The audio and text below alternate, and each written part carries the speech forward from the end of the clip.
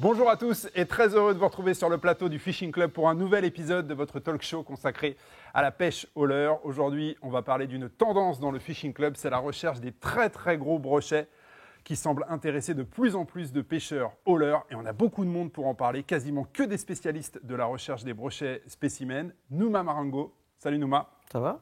Ça va très bien, merci d'être avec nous. À tes côtés, Antoine Walter. Ça va Antoine ? C'est ça, Petit super. nouveau dans l'émission. Ça va Toi, bien. tu traques les gros brochets, notamment en Laponie. Tu es venu pour nous parler de ça. C'est ça. Neil Boyon qui fait sa première dans le Fishing Club. Salut Neil. Bonjour, Ça va Neil ? ça va, impeccable. On est ravis de t'avoir avec nous parce que toi, c'est l'une des pêches qui te Ouais. fait vibrer. Exactement, Tu adores la recherche des très Ouais, très gros depuis, brochets, notamment pas sur mal le lac d'années. Clément. exactement. Et on va en parler avec toi. Face à vous, messieurs, Romaric Réglet. Ça va Romaric ? Très bien, Toi, tu recherches les gros brochets aussi sur le lac Léman notamment. j'essaie, ouais. Voilà, on va parler de ça avec toi. Tom Couchou, salut Tom. Salut David. Toi aussi, depuis quelques années avec ton frère, les gros brochets, ça vous intéresse tout particulièrement. Carrément. Et puis Gaël, qui est plutôt un pêcheur qui recherche des touches. Ça va Gaël ? C'est ça, des Voilà. touches et pas forcément des Et gros. pas mais il y en a forcément au des travers. gros. Et tu es venu quand même nous parler de cette tendance-là et tu nous diras si à ton avis c'est une tendance qui s'avère durable. Avant de parler de tout ça, de parler de ce qu'on sait aujourd'hui sur la traque de ces très gros poissons, les certitudes dont on dispose au moment où on se parle, on va commencer par essayer de définir cette notion de très gros brochet. C'est quoi aujourd'hui un très gros brochet ? J'ai l'impression, personnellement, mais vous allez me dire si je me trompe, que c'est un poisson qui fait plus de 120 cm désormais. Est-ce que c'est ça un très gros ? Ouais, pour moi, je suis assez d'accord avec ça, dans le sens où on en voit de plus en plus passer avec les réseaux, tout ça, et bon, il y a plein de gens qui pratiquent sur des lacs qui sont capables de produire ces poissons-là. Donc, typiquement, quelqu'un qui va pêcher dans une rivière où un très gros poisson, c'est déjà 95, 1 mètre, le fait qu'il en voit passer très souvent des brochets qui peuvent être 120, 125, du coup, ça définit un peu, ça monte le grade, on va dire. Est-ce que vous êtes d'accord avec ça ? Pas vraiment.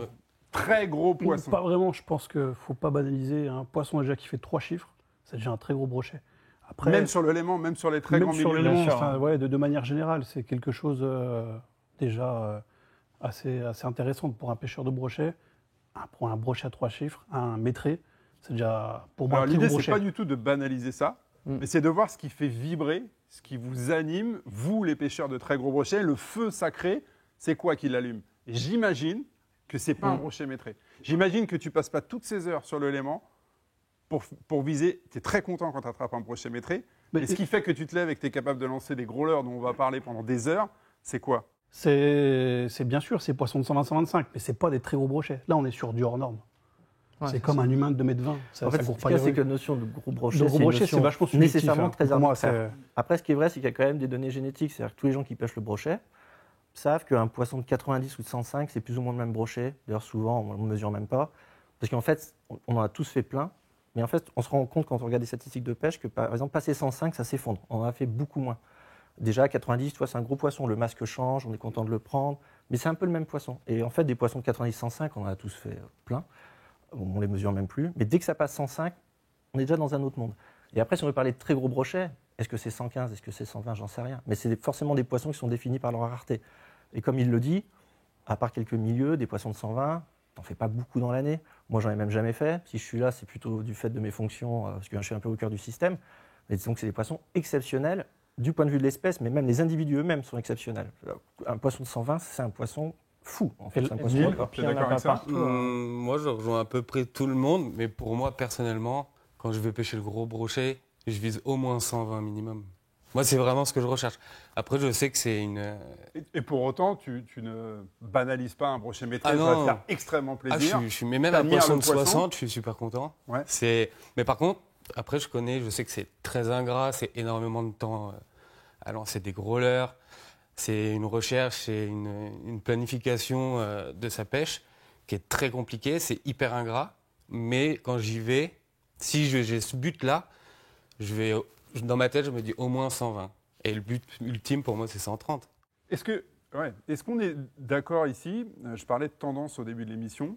est-ce que c'est une recherche qui intéresse de plus en plus de pêcheurs ou est-ce qu'on parle vraiment à très très peu de chercheurs de spécimens qui ont le temps et on va le dire aussi les moyens, parce qu'il faut mettre évidemment énormément de temps à une session de pêche pour essayer de trouver ces gros poissons?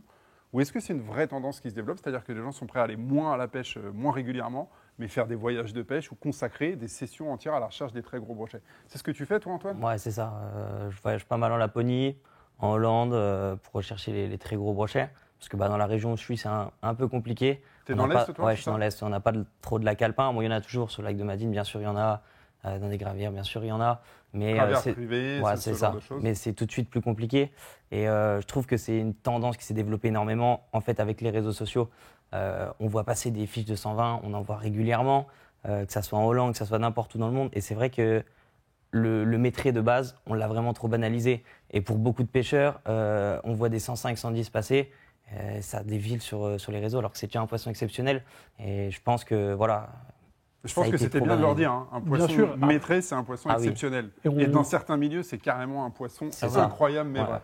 Non, mais là, toi, ce que tu voulais faire, c'était vraiment le poisson d'une vie. C'est-à-dire que, voilà, c'est ce qu'on veut comprendre, c'est s'il y a une vraie tendance, des gens qui recherchent ces poissons énormes. En fait, et qu'est-ce qu'on sait aujourd'hui sur ces énormes brochets? Les gens lui mettent une notion de taille, mais il y a un paramètre aussi à prendre en compte. Je préfère faire, moi, un 115 de 16 kg qu'un 128 kg. Ouais.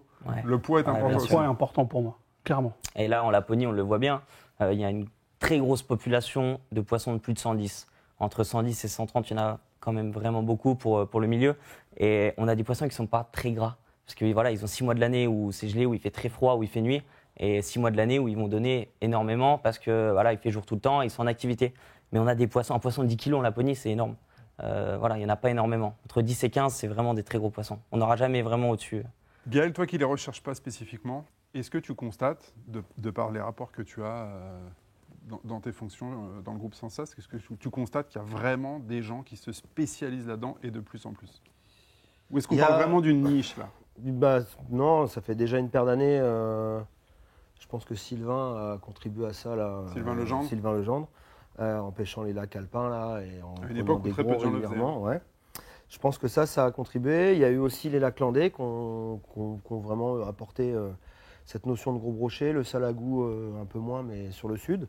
Et après, l'Est a toujours eu quand même, toute la région de Strasbourg, là, oui, le Rhin, tout ça, a toujours eu quand même des gros brochets. Donc ça, c'est bien de planter le décor. Après, dans le reste de la France, c'est pour ça que la notion de milieu, elle est tout le temps importante. Hein. Il y a des endroits où déjà un 90, il est exceptionnel. Donc, grand et gros brochets, tout reste relatif par rapport au milieu, aux moyens qu'on a et au temps qu'on a pour y aller. Et ça, il faut savoir apprécier chaque poisson par rapport au milieu dans lequel on l'a pris.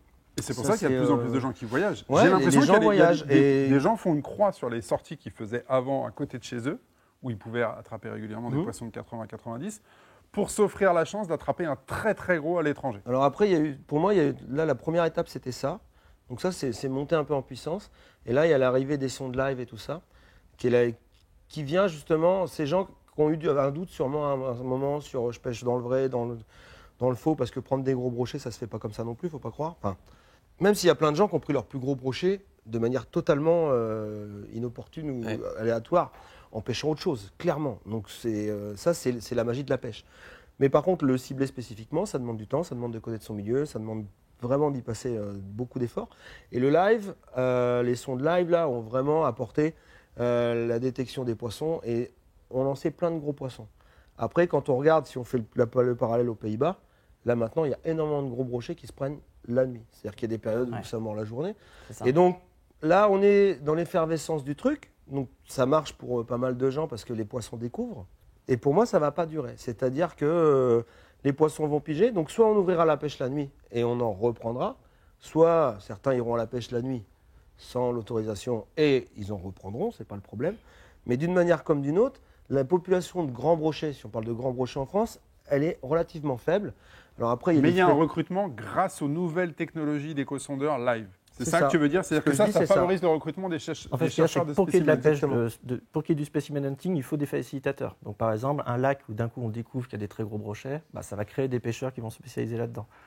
Les nouvelles technologies de sondeurs vont relancer le truc, c'est sûr, parce qu'il n'a jamais été aussi facile de les targeter, d'aller chercher spécifiquement, donc ça relance un peu le truc. Mais par exemple, si on prend d'autres indicateurs comme le marché du big bait, au niveau européen, il avait plutôt tendance à s'effondrer. Parce qu'une fois que la folie est passée, où il suffit de lancer des gros leurres un peu n'importe où pour commencer à prendre des gros brochets, il ne reste plus que ceux qui vivent pour ça, quoi. Et d'ailleurs, tu vois bien en magasin, on voit nos truites en magasin, et en fait, le mec, tu lui dis « Ah, mais t'en vends un peu ?» Il dit « Oui, j'en vends. » Nos deux mêmes personnes, parce que les mecs, ils font que ça.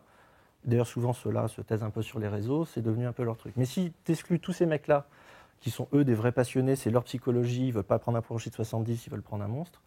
Après, le marché est très composite, donc ça va par exemple exploser dans une région, puis disparaître au bout de quelques années, ou ça va revenir à la faveur de nouvelles technologies. C'est plutôt ce qui se passe. C'est pour ça que c'est difficile de répondre oui ou non à ta question, c'est un peu plus nuancé que ça. Alors, les nouvelles technologies, autant qu'on Gaël a lancé le sujet sur la table, ça a permis, en tout cas, là, les derniers mois, d'attraper plus de gros poissons. On en a vu fleurir un peu plus partout. Est-ce que clairement, ça va démocratiser ça, ou est-ce que les poissons vont s'habituer et que sur la durée, il ne va pas s'en prendre tant que ça? Neil, c'est quoi ton avis sur ça? Moi, je le vois maintenant en étant guide de pêche où on a T'es pu guide en essayer, Espagne sur le camp Extremadura Monster. Exactement. Et où on l'utilise, où on a utilisé, où on a vu beaucoup de pêcheurs acheter cet éco-sondeur pour cibler des poissons. Moi, alors déjà, financièrement, c'est très cher. Oui. Donc tout le monde ne peut pas s'acheter ça. Après, je trouve quelque chose de dommage, c'est que c'est des poissons qui étaient tranquilles tout le reste de l'année, qui étaient soit en pélagique une grosse partie de l'année, qui se rapprochaient des bordures pour frayer ou pour manger à certains moments de l'année, où on avait la chance de les croiser. Et là, on les laisse plus respirer, quoi. Enfin, moi, je vois des pêcheurs qui étaient très nuls, mais vraiment qui étaient vraiment mauvais, qui sont devenus du jour au lendemain excellents. Et moi, j'en ai pas, donc je suis pas concerné. Ça, Et j'ai vraiment l'impression ça a rendu ces poissons-là un peu trop faciles. Facile, parce que ça reste quand même, il y a une logique derrière, il y a plein de choses à comprendre et à mettre en place. Mais c'est quand même une grosse facilité Et je derrière. pense que ça peut peut-être même limiter un peu leur croissance. C'est-à-dire qu'un poisson qui va être plus pêché, qui va être piqué, il va peut-être avoir tendance à un peu moins se nourrir. Et peut-être au niveau des tailles, il y en a qui à la vont fin, se on aura méfier. peut-être des tailles qui vont être... Ou même on le voit maintenant, des poissons qui sont ciblés avec le live, mais en une Romaric, fraction de seconde. tu pêches le léman aussi beaucoup. Le live, il a créé des nouveaux, on va dire, specimen hunters, dans le sens où les gros poissons, comme l'a dit Neil, c'est un gras. Faut y aller, y passer des heures. C'est un gras, on ne sait jamais Et si on ça, est c'est vraiment vrai vrai. aussi avec le live, c'est-à-dire il n'y a pas de tour de magie, il faut Il y n'y a aller pas de beaucoup tour de quand même. magie, sauf que le mental du pêcheur est différent, dans le sens où tu vas pêcher peut-être 10, 12, 14 heures par jour pour une touche. C'était comme ça avant le live. Et avec le live, tu vas peut-être pêcher 3-4 heures pour une touche. Parce que tu es un petit peu plus dans le vrai, parce que tu vas acheter ton leurre sur des poissons. Chose que tu faisais peut-être pas forcément avant.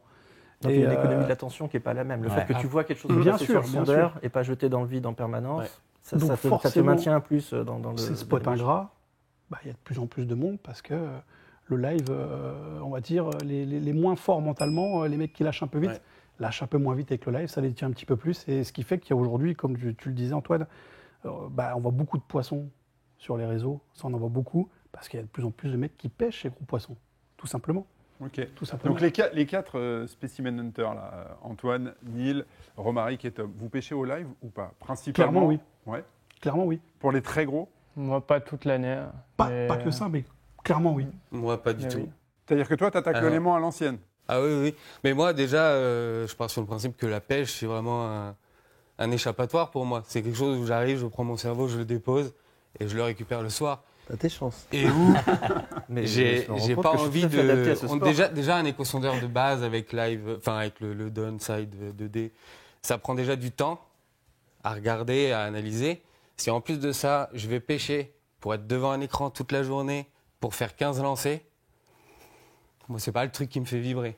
Je préfère y aller à l'ancienne un peu et me dire, je vais lancer peut-être 10 000 fois pour une touche.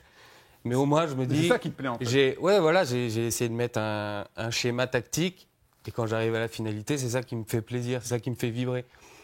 Après, c'est extraordinaire, hein, le live, tu peux rester le cul sur ton siège et puis aller à l'électrique chercher, tiens, il y en a un là, hop, il monte, hop, je le prends. Mais c'est un peu, pour moi, ça s'apparente presque à de la traîne. Après, c'est personnel. Hein. Ouais, mais on est là pour donner ces Non, mais c'est opinions vrai qu'il y personnelles. a Toi, une psychologie. tu pêches au live en Laponie? Pas du tout au live. Ça s'y prête Pas pas. du tout.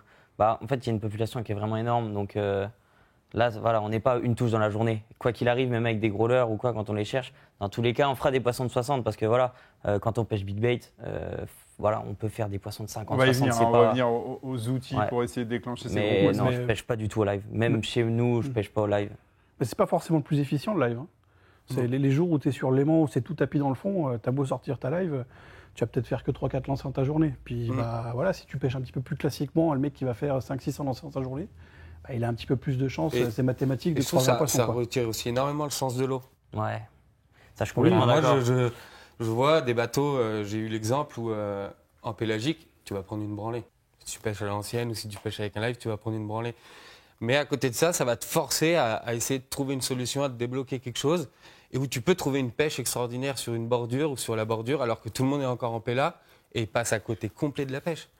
Puis même, Et ça, je l'ai même déjà vu hors, plusieurs même hors fois. de la pêche, Ouais. la recherche, la traque, c'est ça aussi quand on cherche les gros poissons. C'est ça qui est intéressant en fait, c'est la quête presque plus que la finalité. Ouais. Parce que voilà, quand tu pêches une journée qu'à la fin, ça y est, bon, ça tombe, t'es content et c'est la quête qui est super intéressante. Et quand t'es au live, moi je trouve que je suis vraiment aspiré par le live. C'est-à-dire que les peu de fois où je pêche au live, j'ai le live dans la tête, le live. Et au final, t'es plus du tout à la pêche comme on pourrait l'être Intéressant, avant. Quoi. Bien sûr, mais c'est un complément, il ne faut pas faire que Ouais, ça. c'est Oui, ça. voilà, ça peut être C'est un très bon complément. Si tu fais que ça, tu passes à côté, C'est ça. c'est sûr et Mais ce certain. qui est vrai, à un c'est que moment. le vrai specimen hunter, il a souvent une psychologie où il est très intéressé par la force de travail. C'est-à-dire que lui, ce qu'il veut aussi, c'est un peu en chier. C'est-à-dire qu'il y a- il y a un peu ce côté, il y a une heuristique de l'effort qui est très fort. Il veut être récompensé de ses efforts aussi. C'est-à-dire que le poisson, le plaisir est décuplé par le fait qu'il a c'était passé dur. 10 heures à lancer Après, des c'est- leurres, voire c'est dans la plusieurs jours. difficulté, hein. Donc il y a souvent cette psychologie-là. Il n'empêche que pêcher au live, je veux dire, il ne faut pas faire de technophobie, ça fait partie Non. des outils. Ça viendra, ça permet ça. à des gens de faire des poissons qu'ils n'auraient pas fait autrement. Les poissons, de toute façon, vont certainement s'adapter aussi. Parce que là, Ils s'adaptent déjà, les Ouais, très gros clairement, rochers. clairement. Ouais. Ah oui. Clairement, bon, on l'a déjà vu sur d'autres espèces, hein, notamment sur le centre, ça s'adapte très vite. Et le brochet, c'est pareil. Il s'adapte très très vite. Et comme tu l'as dit, j'ai déjà vu ce phénomène-là, le fait de les cibler en forward, hein, les avoir un peu devant le bateau, là, 30-40 mètres. Il y a déjà des poissons qui ressentent la sonde et qui vont descendre de 5-10 mètres, aller se caser sur le fond et puis pas bouger, quoi. Après, je pense qu'il y a un truc quand même qu'il faut dire, c'est que là, depuis tout à l'heure, on parle de grands lacs profonds où il y a des poissons qui se suspendent, mais ça concerne déjà de base très peu de personnes en fait. La plupart des gens qui pêchent le brochet, ça va être pas des rivières, des petits étangs, et là, le live, il sert à rien. Mais non, je veux Donc, vraiment c'est parler pour ça de que ceux qui j'utilise se très peu, déplacent, qui vont vers les milieux, qui sont susceptibles d'abriter les Ouais, mais il y a très plein de gros. milieux où il y a des gros poissons qui Eh sont ben, pas forcément profonds, par exemple aussi. Eh ben, on va faire le tour sur Après, ça. il y a un truc à noter, c'est que là, par exemple, en Suisse, là, justement, ils vont interdire le live. Ouais, il y a des endroits où ça va être interdit. C'est-à-dire que, Pas partout, ouais. en parlant de poisson trophée, c'est un trophée parce qu'il est rare. Voilà. D'accord. Donc après, en fonction de chaque milieu, on mettra le trophée où on veut, mais il est rare. Et à partir du moment où on va aller les pêcher justement en plein été, quand ils suspendent et tout ça, il y a des raisons aussi. Hein, s'ils ne sont pas dans le bord, s'ils sont... C'est aussi, manipuler ces poissons, c'est pas simple. Et il y a de la mortalité qui est occasionnée par justement... Ça se comprend toujours hein, de vouloir faire une belle photo avec le poisson d'une vie, avec le machin et tout. Mais si le poisson il trépasse, s'il a fallu 25 ans pour qu'il en arrive là, c'est 25 ans qui sont perdus, autant les mettre en quenelle. Enfin, le truc, il est là, c'est... Plus on les prendra, plus il y aura d'accidents. Ça, c'est juste statistique, il n'y a pas de... Et donc, plus il y aura d'accidents, moins il y en aura. Et donc, moins il y en aura, plus les forces à Ce reporter qui sur fait un les mêmes. très grand brochet, de toute façon, c'est trois choses. Hein. C'est la génétique, il faut quand même Ouais. que la souche soit... Le milieu, il faut qu'il y ait de la nourriture et même une diversité de nourriture, parce que souvent les gros brochets deviennent gros, parce qu'ils arrivent à changer d'alimentation. Ils vont passer d'un bait de fiche à un autre. Et la quiétude. Il faut quand même qu'ils soient vraiment tranquilles, qu'ils se nourrissent avec confiance. Et d'ailleurs, les très grands brochets, par exemple le Léman à l'époque, où Sylvain était parmi les premiers à y aller, c'était un des premiers à aller les chercher. Donc, il a fait des très beaux poissons. Moi, je me souviens d'une anecdote, mais il y a longtemps, sur le lac Majeur en Italie, qui est une mer intérieure, hein. Il y a un pêcheur au vif qui découvre complètement par hasard, c'était bien avant les sondeurs, une sorte de petite terre trop fond. Il descend de vif, il fait une pêche d'anthologie, il fait 2 poissons de plus de 130, parce que ces poissons-là n'avaient jamais été pêchés. Ils étaient tranquilles depuis des années, et donc ils étaient devenus très gros.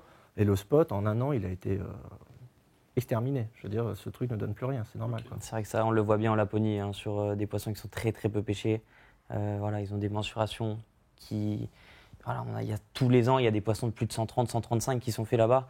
Et bon, c'est pas des poissons impressionnants, mais ils ont des têtes géantes et voilà, ils sont tranquilles, donc ils grandissent. Et je pense que c'est vraiment important. Il y Ça. a un truc, je pense, qui serait intéressant dont on parle, parce qu'on pêche chacun dans des endroits différents. C'est moi, j'ai vraiment cette sensation que quand on parle de brochettes plus d'1,20 m, on parle vraiment quasiment à chaque fois de milieux où il y a soit des anguilles, soit des truites, soit des corégones, et que dès qu'il n'y a pas ça, globalement, c'est très compliqué d'avoir ces poissons-là. Par exemple, D'accord. En densité suffisante pour si, que ouais, ça soit, voilà, en recherchable, on va dire. Tu prends le lac de Vassivière, il se fait des Ah oui, 120, Vassivière, il y a des beaux 125 poissons. tous les ans, mais vraiment. Non, mais ça rejoint ce qu'on disait sur le Et il n'y a milieu, ni quand même, anguille, faut ni qu'il y ait- corégone, ni truite. Il y a 3 truites. Après, il y a des lacs aussi où c'est la quantité qui fait vendre. C'est-à-dire que là, si c'est tapissé d'ablettes du sol au plafond, Mm. ils vont s'en sortir avec Ouais. ça. Mais c'est vrai que s'ils peuvent aller sur une source de nourriture plus riche, avec des poissons plus gros, donc bilan énergétique meilleur, Oui, ils vont y aller. c'était le principe C'est en sûr. Baltique. Mais pour autant, tu prends la Baltique quand il y avait tous les harengs, là, Mm. ils ne se faisaient pas forcément de 130. Exactement, ouais. C'est-à-dire que c'était des poissons à croissance très Ouais. rapide, très gros, mais pas forcément très longs. Ok. Donc je pense que c'est vraiment lié au milieu, mais il y a quand même des lacs dans le Massif central où on n'a pas les espèces que tu cites là et où il y a des gros poissons vraiment. Même sur des gravières, comme tu disais, sur Strasbourg, tout ça, Mm. c'est pareil. Il n'y a pas d'anguilles, ils ont des rotangles, des brèmes énormes, et les gros brochets en fait, se nourrissent de ça. Et ils deviennent énormes en fait, avec ces Ah, espèces. mais tu vois, typiquement, moi, quand j'ai passé du temps vers Strasbourg, les gravières qui étaient connectées au Rhin, effectivement, Oui. il y avait des poissons énormes. Toutes celles qui étaient déconnectées, j'ai tout de suite repris des poissons beaucoup plus petits. Et où tu sentais que quand tu faisais un 95, il avait une grosse tête, il était vieux. Et Ouais, que d'accord. globalement, j'avais vraiment cette sensation qu'à chaque fois qu'on trouvait ces anguilles, ces trucs-là, je dis pas qu'il n'y en a pas ailleurs, mais qu'en proportion, si quelqu'un se dit de base, allez, j'aimerais dans les prochains mois essayer de prendre un brochet de plus d'1,20 m, bah, pour moi, le meilleur conseil avant de parler des leurres et tout ça, c'est déjà de cibler des milieux où il y a Où il y cette en a, ça, c'est nourriture-là. clair. C'est exactement. C'est quoi les C'est- milieux qui ont la cote aujourd'hui auprès de, je vais utiliser ça exprès, votre communauté de chercheurs de spécimens. Le Léman, on l'a compris, Voilà, ouais, ça reste un milieu, tout le monde le sait, qui produit des poissons extraordinaires. À part le Léman en France et en Europe, c'est quoi les 4-5 destinations Tous les Alors, La là, Laponie, ça en fait partie pour. Bah alors, Il y a beaucoup. comme Tu j'ai crois dit, beaucoup de c'est chercheurs de spécimens, notamment français là-bas. non, il y en a beaucoup qui vont pour se faire plaisir parce qu'il y a Pour une prendre énorme des touches, quantité. en fait. Voilà, c'est ça, il y a C'est une ce que quantité qui j'avais est l'impression énorme. de ça. Il y a des grands, mais voilà, c'est comme j'ai dit, c'est des grands brochets, c'est pas des gros brochets. Et pour moi, en Hollande, là, c'est vraiment où, en ce moment en tout cas, La Hollande. ouais, sur la Hollande Deep, là où ils tournent beaucoup de vidéos, là pour moi, c'est vraiment un nid, quoi. Enfin, sur quelques milieux hollandais, Oui. parce qu'il y a plein Oui, de oui, lacs attention. où les mecs font plein de métrés, mais ils ont tous des records à 114, 115, ils ont quand même du mal à franchir Ouais. la barre. Et c'est vrai qu'il y a quelques spots où... Et là, encore une fois, hein, le Holland Deep, tout ça, c'est la Meuse, le Rhin, Oui, oui. que des fleuves où il y Voilà. a des grands migrateurs qui passent, les anguilles. De toute façon, je suis d'accord. Voilà, je suis d'accord. Il faut de la nourriture, il faut des calories pour que ça devienne grand. Et c'est la base, en fait. Bah, Si on cherche un grand brochet, il nous faut ça, quoi. Il faut la bonne souche, il faut vraiment le milieu. Le milieu, je trouve, c'est le plus important. Avant même ce que tu disais, avant même de parler de l'heure, il faut déjà trouver le bon milieu. Il faut trouver la nourriture, qu'est-ce qu'ils mangent, la saison. Parce que moi, je ne vais pas pêcher de la même manière en été qu'en hiver. Je ne vais pas pêcher les mêmes profondeurs. Il y a tout un travail. Je pense que le travail en amont est beaucoup plus important que le leurre ou la finalité. Il y a un truc, tu parlais des C'est- saisons qui m'a beaucoup étonné quand on a préparé l'émission. Tu me disais que pour toi, les L'été. mois d'été sont une période extraordinaire pour prendre Pour des moi, très c'est gros, les- alors que pour les pêcheurs de brochets, on va dire classiques, C'est c'est des mois qu'on évite. Par contre, comme disait Gaël, c'est les périodes les plus critiques pour les poissons. Après, pour moi, c'est juste statistique. Un poisson, ce qui va le faire manger, ça va être alors, soit sa morphologie, mais après, Son métabolisme. la température de l'eau, le métabolisme va fonctionner Le fait qu'il va beaucoup digérer plus vite. rapidement l'été. Ok. Quand l'eau est chaude, il va digérer beaucoup plus vite qu'en plein hiver où il va être léthargique. Enfin, on va dire un poisson de 130, il peut manger peut-être une fois dans le mois. Sauf que ce poisson-là, faut avoir la chance d'être là au bon moment, de lancer le bon leurre, de le ferrer, de ne pas le décrocher, de ne pas le casser. L'été, tu multiplies les périodes où ce poisson Voilà. va se nourrir. J'ai peut-être et donc tu 2-3 multiplies fois tes plus chances de de l'attraper. chances de l'attraper l'été que l'hiver ou une autre période de l'année. Après, moi, personnellement, tous mes poissons de plus de 100 mois, je les ai tous attrapés l'été. Après, en revanche, Accidentellement, ça a pu m'arriver d'autres périodes de l'année, avec des petits leurres ou sans les chercher spécifiquement. Mais à chaque fois que j'ai cherché des gros, ça a toujours été l'été où j'ai eu le plus de Tu as résultats. attrapé combien de poissons de plus de 120 Parce que c'est quand même une Une phrase qui interpelle tous une mes vingtaine. poissons de plus de 120 et que nous, on s'est regardé. Ouais, j'étais Ouais. là. Nous, les nôtres sont assez faciles à Non, trouver. une vingtaine. Mais après, je sais que c'est Ça va, hyper ingrat. Exceptionnel. hein. Moi, j'ai passé des semaines. En fait, moi, je suis capable de me dire psychologiquement, je peux aller au Léman, lancer un leurre de 400 grammes et pas prendre une touche, je serais content. Tu vas passer un bon moment, Ah oui, même si ah à la oui, fin, c'est clairement, pas oui. couronné de succès. Mais moi, je me Ok. dis, je suis Je t'avais là, dit je suis à la- je t'avais dit que clairement. c'était une psychologie. Toi Clairement, aussi. mais Non, non, clairement, mais c'est des pêcheurs à part. hein. Toi Ouais. aussi. mais clairement, j'ai passé des journées, mais même d'affilée, des 15, 16, 17 journées d'affilée, Ouais. à pas prendre une touche. Et c'est Parce ça. que, à contrario, le 130 au mois d'août ou septembre, tu le prends au mois de mars, c'est pas le même poisson. Non. Tu vois, il va peut-être faire 5, 6, 8 kilos de plus, quoi. Ah, carrément. Tu vois, Ouais, donc pas ça m'est trop. déjà arrivé, mon mois de mars, passer des semaines entières à pas prendre une touche. Après, là, c'est quand même Il est admiratif. C'est de l'admiration ou c'est du c'est une punition pour toi? Mais Il y a un côté cette punitif. pêche-là, c'est une double punition pour moi. C'est-à-dire que j'ai une canne qui est disproportionnée par rapport à la taille du poisson que je vais pêcher. Donc je ne vois pas l'intérêt. Je ne l'ai pas du tout.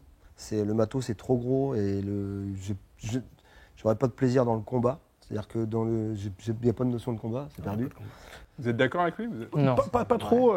Et je pense que Gaël, la notion de matériel, elle est importante d'avoir quand même du matos assez costaud pour éviter justement les taux de mortalité. Ouais. Moi, quand j'entends des mecs qui combattent des poissons plus d'un quart d'heure, je sais pas comment ils pêchent, quoi. Je sais pas avec quoi ils pêchent, mais c'est une hérésie totale pour moi. Déjà, j'aimerais je bien sais le voir, pas ce comment quart on d'heure peut de combat, combattre un parce poisson qu'à mon plus d'un avis, quart d'heure. Enfin, moi, j'ai jamais vu un brochet, j'ai fait des brochets de C'est déjà un 125. combat qui dure 1 minute. Ça a duré 1 minute. C'est ça, c'est Et dépasser sans 3 forcer minutes, c'est dessus. hyper long. Mais après, les cannes sont disproportionnées, c'est pour pouvoir lancer Lancer des les leurres leurres. de 400 Ouais, grammes. d'accord. Les tresses sont disproportionnées aussi. Après, c'est plus pour. Les tresses, on va souvent les grossir. C'est juste pour les perruques, pour pas casser un leurre à 150 €, ce qui est dommage, ce qui est embêtant. Mais après, je vais pas. Je suis pas comme ça sur le poisson. Je le laisse vivre quand même. Tu gardes une tension. Après, c'est sûr que la canne Ton va plaisir, pas en être pliée. fait, mais ce que voulait dire Gaël, c'est qu'il y a moins de plaisir tactile, mais ton plaisir, il est dans la tension. C'est-à-dire que tu as Oui, eu ta voilà. touche, tu veux ramener Moi, ton ce qui- poisson, tu veux Ouais, l'attraper, le plaisir, il est peut-être plus ça. Il est là, puis bon, écourter quand même Oui. le combat parce que c'est quand même souvent des Ouais, vieux mais poissons. Déjà, quand tu as une canne qui fait, on va dire, 150 grammes de puissance Ah, mais c'est maximum, déjà Ah oui, énorme. c'est déjà une grosse C'est canne. c'est déjà déjà énorme, tu vois Non, ce mais que je veux c'est dire. une grosse C'est-à-dire canne, que c'est là, galère. quand on est sur des leurres qui font 300, 400 grammes, Non, parce qu'il y a deux choses qu'il ne faut C'est pas honnêtement, mélanger. c'est- C'est qu'en fait, on part toujours du principe que le leurre va être le premier terme de l'équation. Donc, gros Non. leurre, la grosse canne et tout ça. Mais Enfin, en fait, on n'en la- a pas encore parlé parce Mais que en ça fait, nous la plupart du- paraît secondaire quand on vise c'est des ça. poissons Mais de par exemple, plus pour de 100 rejoindre grammes. Gaël aussi, ce qui arrive, c'est que parfois le leurre, c'est le dernier terme de l'équation. Tu arrives sur une gravière qui est remplie typiquement de myriophiles, là, tu sais qu'il y a des gros poissons. Si tu veux le sortir, il faut quand même que tu puisses le combattre. Donc, qu'est-ce que tu vas faire? Tu vas vouloir mettre une bonne grosse tresse de 40 centièmes, un bon bas de ligne. Si tu fais ça, tu es obligé de mettre des hameçons forts de fer pour pas qu'ils s'ouvrent. Mais si tu fais ça, tu es obligé de mettre une canne puissante pour que ça rentre au ferrage. Et donc, tu te retrouves à pêcher avec des gros leurres. Mais c'est aussi parce qu'il y a des fois, il faut pouvoir juste le sortir, le poisson, dans de bonnes conditions. Un poisson d'1 mètre qui rentre dans un herbier, deux fois sur finit trois, mal, c'est ouais. ou décroché ou pété. Donc des fois, on est obligé de passer par là. Et là, effectivement, tu peux bloquer à 150 grammes de puissance. Maintenant, quand tu veux lancer des steaks énormes, tu es obligé de t'adapter aussi. Bon, allez, on va parler des leurres, puisqu'on a parlé des cannes. On essaie de comprendre dans cette émission un petit peu où on en est sur les certitudes que les chercheurs de très gros brochets ont aujourd'hui pour déclencher les poissons d'exception. Est-ce que vous avez, je vais faire le tour de la table, des leurres avec lesquels vous ne partez... Je vais refaire ma phrase. Est-ce qu'il y a des leurres indispensables selon vous? Ceux que tu mets en premier dans ta boîte. Antoine, tu pars Ouais. en Laponie, tu prends quoi? Même si c'est pas des... La- La troute Comme par hasard. en 30, pas forcément ce coloris-là, mais un coloris, voilà, troute naturelle, un peu dans ce style-là. Alors attends, là déjà il y a 2 tailles. Donc déjà Ouais. la première, Alors. 30 cm. Donc ça, tu lances ça, on Ça, est bien d'accord. ouais, Hein, tu ça, pêches pas à la 30, traîne. Non, ça fait Tu le lances. 300 grammes. Tu peux le lancer toute la journée, ça. Ça, je peux le lancer toute la journée. C'est un peu la limite. Bravo. 300 grammes, c'est un peu la limite, je trouve. Ça, c'est un leurre à traîne, on est d'accord. Ouais. Pour Sachant la qu'en traîne. Laponie, En fait, les quand tu journées passes de peuvent 30 à durer 40 22 centimètres, heures. Tu passes aussi de 300 à 800 grammes. Et quand tu fais qu'un jour, t'as fait un peu. Mais ouais, non, là c'est vraiment. Ça, tu le lances. Ça, Ok. je le lance. Ça, je peux le lancer Et toute si la journée, il n'y tu a pas de pouvais souci. lancer plus gros, tu lancerais plus gros. Bien sûr. Bien sûr. Ouais. Lille, c'est Ça- pareil. Ah, toi moi, clairement, moi, de toute façon, quand je vais pêcher quand je vais un peu dans cette optique, je prends 2 leurres, 3 leurres max. Je Tu pêche pas avec t'embrasses. plus de leurres que ça. Ouais. Même moi, toute mon année de pêche, sur toute espèce confondue, j'ai 20 leurres. Mais je pêche avec 20 leurres avec lesquels j'ai une confiance aveugle. Mais après, moi, je vais pêcher un shad, un swim, terminé. Ok. Je ne prendrai pas plus. Un swim, maintenant, on peut les lester, les faire descendre dans toutes les profondeurs, toutes les couches d'eau. Antoine, Allez. excuse-moi, Ouais, je t'ai coupé. Non, mais j'ai Non, coupé mais la parole d'Antoine. Je crois que tu voulais montrer autre chose. Non, non, c'était bon, mais c'était c'est vraiment intéressant. Ouais, c'est vraiment ça. Et c'est intéressant ce que tu dis, le fait de prendre moins de leurres. Moi, je suis en train de revenir vraiment là-dessus. Voilà, je partais avec un bâton, machin, changer. Moi, Au final, quand tu as confiance en ton matériel, et surtout quand tu pêches des journées entières à faire des capots, c'est vrai que c'est intéressant quoi, d'avoir très peu de C'est leurres. impossible de lancer ça. Ça, non, moi, je suis pas capable. Je suis C'est un un peu. leurre de traîne. ouais. clairement. Je suis un peu. Je rejoins. Mais si vous pouviez le faire, Ah, moi aussi, je pouvais le Voilà. faire. on vous je le donne la ferais. canne et les Mais bras par qui contre, vont C'est avec. pas le et vous- problème de la canne. Moi, j'ai des cannes qui lancent 800 grammes. Ouais. Mais c'est impossible à tenir. Je vais Physiquement. dire 4 lancers. Le moindre défaut au lancer, Ouais. ça va faire une perruque. Ouais. C'est un coup à lâcher la canne, le moulinet, tout qui part à l'eau. Ça, on est encore dans les tailles que vous utilisez. Ouais. Ouais. Oui, ça, c'est des C'est tailles. lourd. Oui, mais ça, moi, j'ai vu des poissons de. 70, j'ai fait des flux de Oui, 70. moi, hein, j'ai vu celui-là. des poissons de 100, à peine 100, qui Ouais. offraient des leurres de 40 cm, mais d'une facilité, c'est déconcertant. Avec ça, j'ai Donc- fait des fiches de 70, ils l'ont déjà bien entamé. Hein. Après, déjà, faut se le C'est- faire coffrer, il faut réussir à piquer un poisson. C'est déjà très dur. Mais moi, psychologiquement, quand je vois un poisson de 100 qui m'attaque, qui me coffre un leurre de 300, 400 grammes à l'attaque au bateau qui me le coffre, je me dis, mais à 130, il faut quoi, 70 cm si je veux mettre les chances de mon côté. Parce que ça, il y a quand même une grosse part de chance. Il y a toute une réflexion à Non, mettre en... Ouais, mais en fait, ça veut dire que vous pensez que les très gros se déplacent uniquement lorsque. Bah, En fait, bah, c'est ça moi, la si. question. Ouais, C'est bah, ça la question Non. de base. Quand je vois là, moi, le nombre, tu vois, Nitro 180 là. Quand Mais je ça vois fait le des nombre- gros poissons. hein. Quand je vois le nombre Ouais. de brocs de 120 qui se sont pris là-dessus, sur un Dexter 200, c'est-à-dire à quel moment, si tu veux, entre passer une journée à acheter ça à peinard là, et prendre 20, 25 poissons et potentiellement avoir un 120 gros plus. qui tombe dedans, Ouais. à quel moment tu te dis, bah, je vais jeter ça toute la journée, ou non, toute la semaine, on va revenir en Toute arrière, l'année. Ouais. toute la semaine, Ouais, toute pour l'année, peut-être une touche. Et il fera forcément, même pas, parce qu'on Pas on forcément. sait que ça prend des petits, Ah oui. c'était même pas sûr de faire un beaucoup plus gros que les Non. autres. Ah non. C'est à quel moment tu bifurques, parce que moi Bah, c'est- moi moi, je pour- choisis directement quand. Pour moi, c'est par rapport à l'espèce sur sur ce qu'ils vont être à l'instant T. Typiquement, ils vont être sur du Corrigan pour les lacs alpins. Je vais être sensiblement sur ce genre de leurre. Alors, ça, c'est l'Atemino, Ouais, c'est un qui a une atelier. réputation de malade auprès des chercheurs de spécimens. Ouais, tout à fait. Ouais. Notamment sur le Léman, les chercheurs de gros poissons Oui. ont quasiment tous un Atemino ou plusieurs. Oui, tu en as toujours un dans ta boîte. C'est un leurre assez particulier qui a une particularité, c'est Il qu'il nage pas. nage pas. Tu le vois, si t'en vois nager 10 dans un bassin, celui-là, c'est le dernier que tu prends. Tu vois, Sauf que les brochets, c'est pas le dernier Ouais, qui prennent. clairement. Ça déplace de l'eau sans trop nager et c'est ce que je pense qui fait son charme. Mais voilà, s'ils sont sur du Corrigan, je vais plutôt me cibler sur ce genre de leurre. Voilà. T'as un autre chat de la bleue. Oui, là, qui oui, est mais bon. typiquement- Ça commence à être quand même. Typiquement, ben oui, mais ça c'est la limite. Pareil pour moi. Ça, dans c'est la ta limite physique, ça. Oui, c'est un leurre qui fait plus de 300 grammes, on a à peu près 320 grammes, lesté comme il est, pour qu'il nage bien. Typiquement, ça c'est la limite. C'est la limite. Après, on parle de taille de leurre depuis tout à l'heure, mais c'est le poids. La limite, c'est pas la taille, c'est le poids. Voilà, c'est ça. Fais-moi des leurres de 40 grammes qui font 150, de 40 cm qui font 150 grammes, Tu que je prends. puisse sécher. Ben, bien sûr, avec un lestage Faut qui dire va bien. physiquement, il a l'air un peu court quand même. Ok, donc ça, tu peux lancer combien de temps physiquement Ça, si je vais me faire violence, mais je prends pas de plaisir, parce qu'il y a quand même une notion de plaisir dans la pêche. hein. Ça, je peux me faire violence, le jeter une journée, mais tu prends pas de plaisir. Une Au bout de journée, 2 heures, ok. tu peux plus. Ok. Au bout de 2 heures, c'est invivable. Ça, par contre, oui, tu peux le jeter toute l'année. T'as y a des pas de trucs souci. plus petits qui t'ont déjà rapporté très gros. Ah, il faut qu'on parle absolument de la Murias Mouse. Qui Ouais, est mais c'est vraiment pareil. un En fait, truc- moi, c'est Tu vraiment. peux montrer. Ouais, clairement. C'est un truc ces dernières années qui a une cote énorme, notamment auprès des chercheurs de brochets tout court, mais des chercheurs de spécimens. Ça a explosé lors de la diffusion d'une compétition européenne de pêche du brochet, Mhm. avec un poisson, je crois, pris par Pierre Monjaret, qui avait pris un poisson avec ça. Depuis, la cote de ce truc-là a explosé. Et ça cartonne, pour de vrai. Ouais. Vous êtes d'accord avec ça Ouais, ouais, clairement. S'il y a des gens clairement. qui nous regardent, qui ont envie de se mettre à la recherche des gros brochets, c'est un produit à avoir. On sait expliquer pourquoi cette tête, je te laisse bien remontrer Ouais, juste ouais. la spécificité, on sait expliquer. Alors on sait que tout ce qui est matière comme ça, les plumes et les poils, ça a souvent fait des ravages sur les brochets, mais ça cartonne. Tom, Moi, je pense que par rapport d'ailleurs à ce que disait Neil tout à l'heure, il n'y a pas besoin d'avoir Merci. 15 000 leurres dans la boîte, mais que celui-là, il rentre dans les deux types d'actions qui sont vraiment très bonnes sur le brochet sur les gros brochets de façon générale.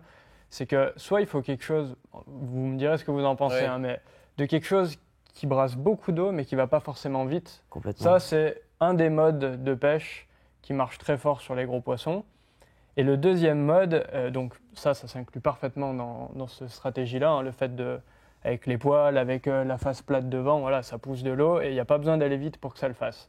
Ça, c'est une bonne façon de chercher un gros. Et la deuxième façon, où là, par exemple, ce que disait Gaël, avec ça peut très bien marcher alors que ce n'est pas un leurre énorme, c'est que très souvent, il y a pêcher doucement ou pêcher très vite. Et pêcher y compris pour les très gros poissons, Ouais. des fois vous pêchez très très vite. c'est des Oui, touches Ouais, de non. réaction. Bah, Ah, moi, tu le fais personnellement. jamais. Non. Moi, je le fais pas parce que c'est tellement compliqué. Enfin, moi, je trouve que c'est tellement C'est ce que compliqué. j'allais Mais par dire. exemple, moi, ça, un nitro, je vais l'utiliser.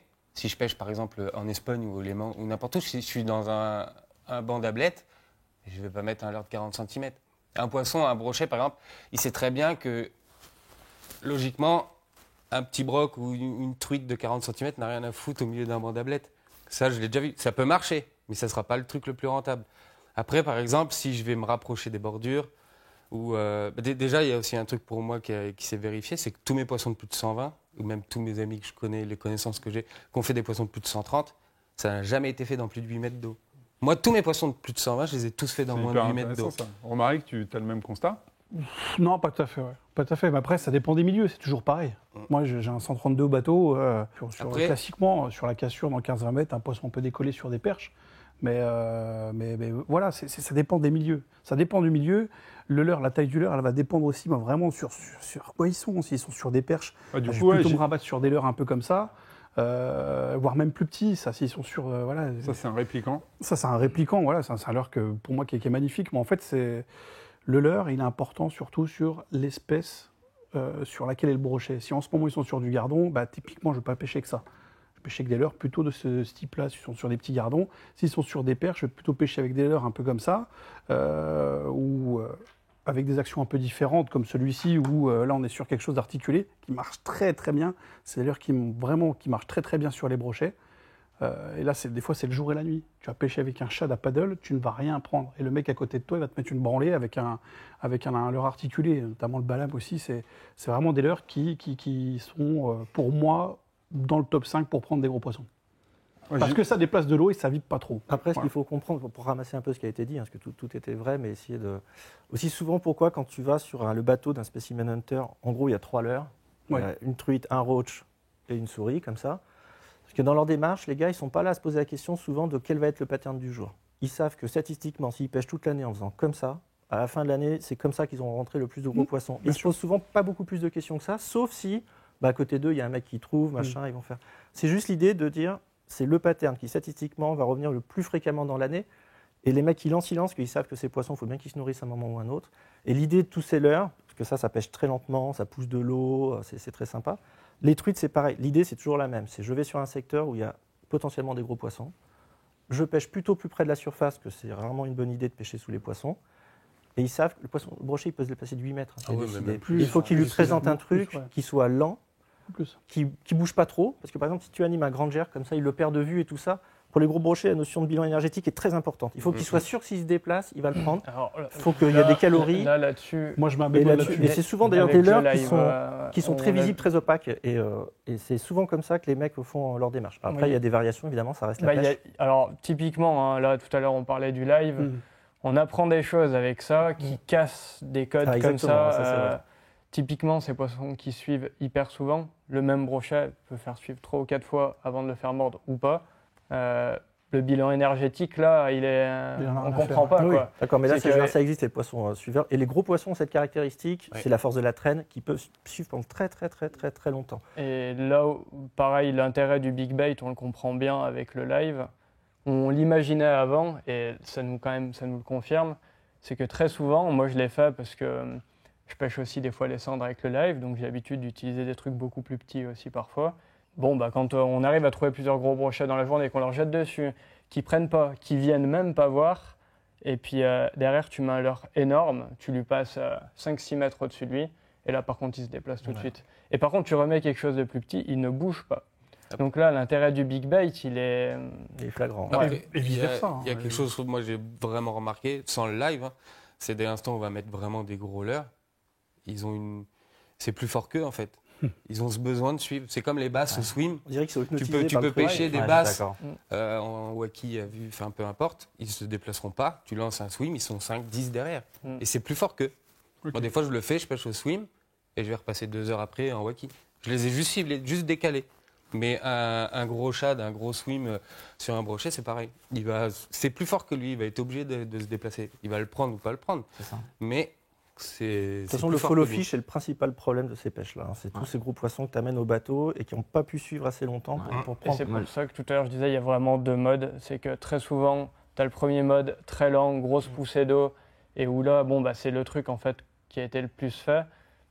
Avec la technologie du live, ce qu'on se rend compte, c'est que ces gros poissons-là, on peut les faire prendre sur des leurres comme ça, qui passent beaucoup plus vite, comme le nitro. Voilà, des leurres qui vont trancher la colonne et qui vont déclencher une touche réflexe, mais qu'on peut pas vraiment, on peut pas se dire on va cibler un gros poisson en faisant ça sans avoir le live avant, Parce que, en fait, on ne va pas faire ça en pleine eau, des grandes tractions toute la journée. On ne sait pas à quelle hauteur il est et tout ça. C'est Puis pas sur le faisable live, tu avant. peux pas lui Ouais. passer la. C'est Parce que ça. avec des petits leurres, il faut passer beaucoup plus près. Mais au-dessus là où d'eux. tu te rends compte de l'intérêt du big bait, c'est vraiment ça. C'est qu'avec les petits leurres, tu arrives à prendre des touches réflexes. C'est pour ça que les mecs, des fois, ils font des poissons énormes au crank, en 2 pouces en drop shot, des histoires comme ça, il y en a plein.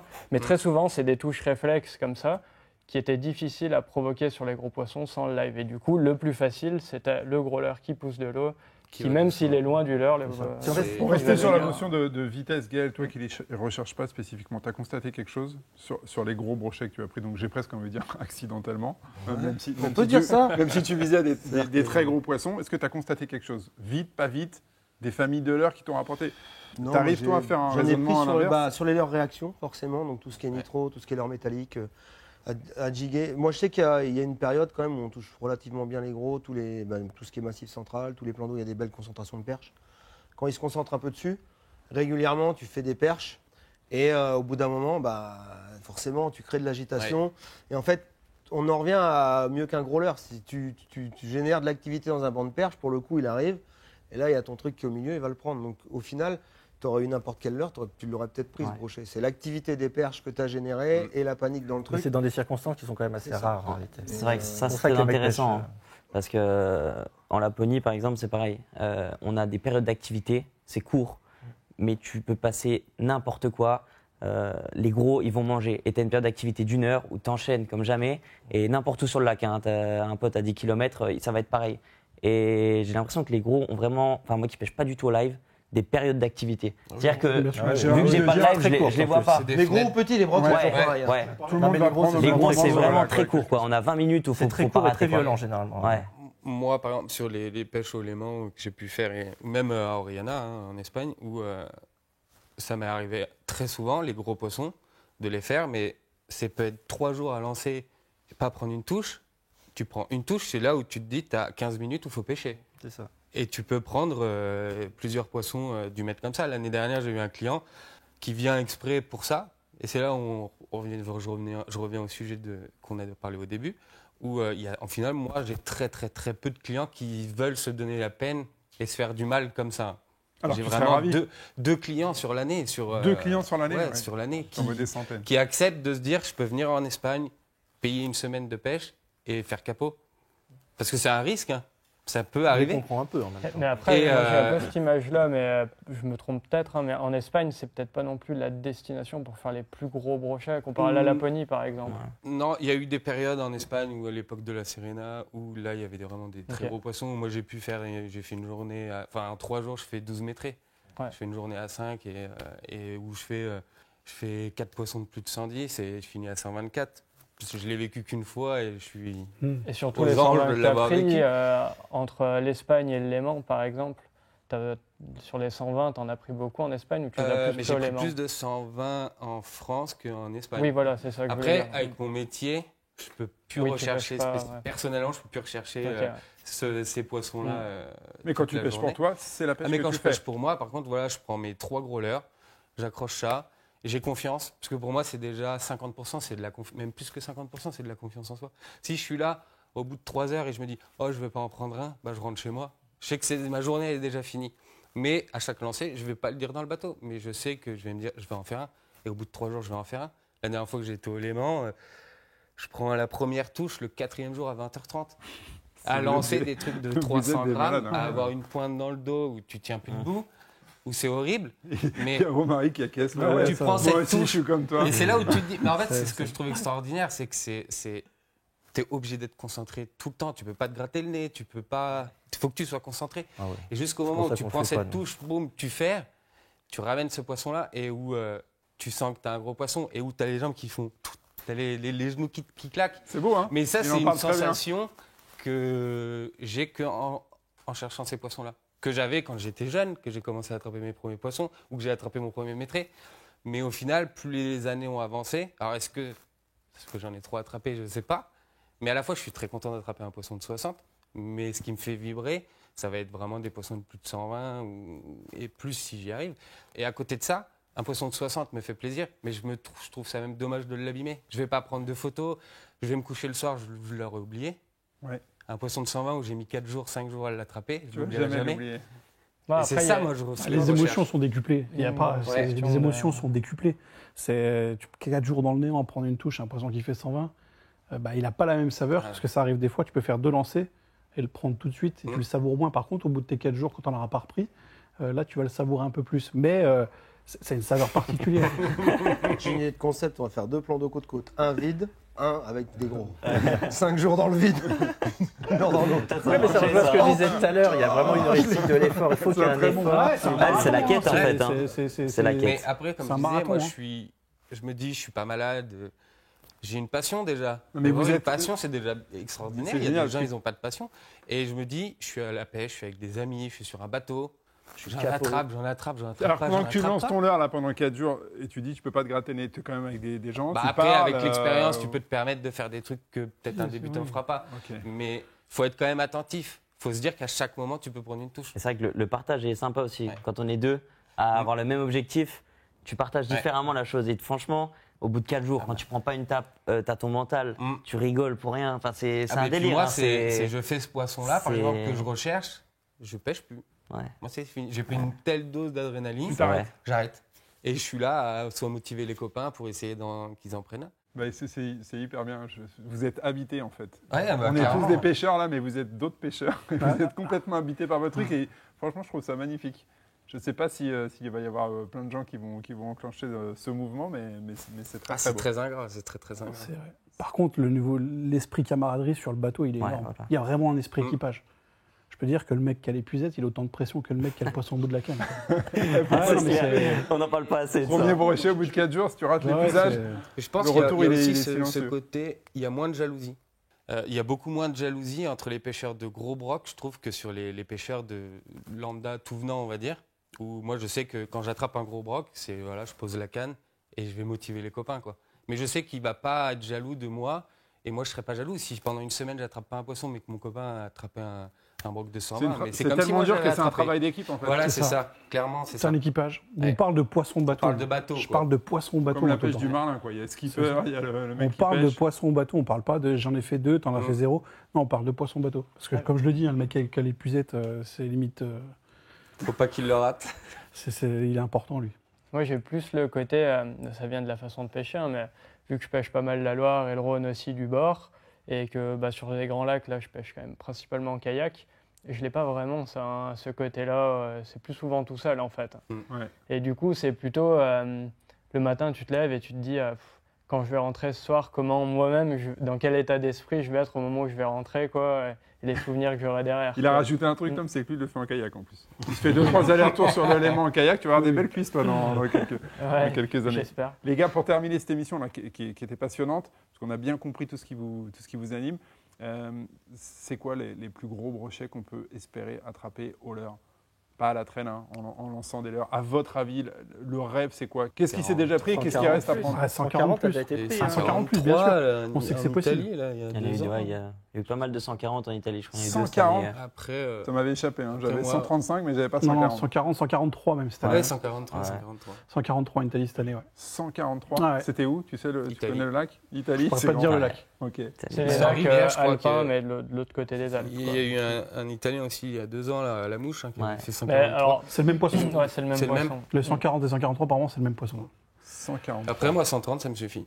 Ouais, c'est déjà magnifique. c'est des- Comme beaucoup, mais- hein, 130, c'est déjà le Graal en fait. C'est vraiment le Graal ultime. Après, pour revenir au Léman, tu sais que dans des filets, Oui. enfin voilà. C'est ça, il y a des photos qui circulent de moi, le professionnels plus sur gros que j'ai vu, l'élément. moi, Il y a des c'est- poissons Pour qu'on j'ai vu dans une mesurés. cabane de petits pêcheurs, là, 152. Mais mesurés. Ouais, mesuré 152. Il a le mètre 152 à côté. Ça va Ça date d'une falloir vingtaine interdire d'années, la mais bon, baignade, ça ouais. existe, quoi. Donc après, pour les solliciter, je sais pas ce qu'il faut, mais ouais, ça laisse rêveur, quoi. Ah ouais, ça laisse complètement rêveur. Bah, moi, vous m'avez fait rêver personnellement. Et j'espère que les gens vont mieux comprendre en regardant cette émission ce qui anime les chercheurs de spécimens. Voilà, il y a un peu de douleur, mais il y a beaucoup de Oui. passion. C'est C'est ça. ça. Donc merci beaucoup d'être venu parler de ça sur le plateau du Fishing Club. On espère que cette émission vous aura plu. Laissez vos commentaires et dites-nous si ces chercheurs de spécimens vous fascinent ou si vous ne comprenez pas du tout cette passion. On revient très très vite sur la chaîne du Fishing Club avec plein de nouvelles vidéos et de nouvelles émissions. À très vite.